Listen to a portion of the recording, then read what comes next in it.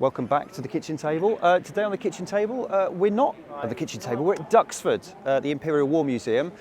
We've been here for 2 days helping to spread the drone safety message as we've always done. But just wanted to confirm that registration is coming.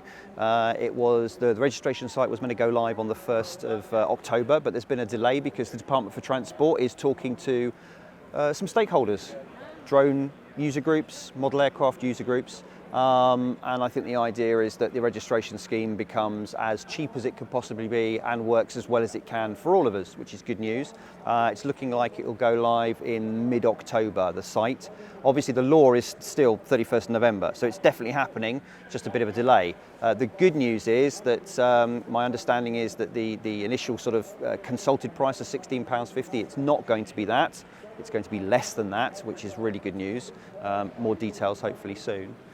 So yeah, just wanted to let you know that that's what's happening. As soon as it goes live, we'll put the web address, we'll put a video up with the web address and we can share the information for those of you that aren't following it. But yeah, it's if you've come to see us this weekend, thank you very much. A few of you have said hello. Bit of a rainy Sunday, so we're flying some little mini drones and getting kids into those here in a hangar. It's been really good so far.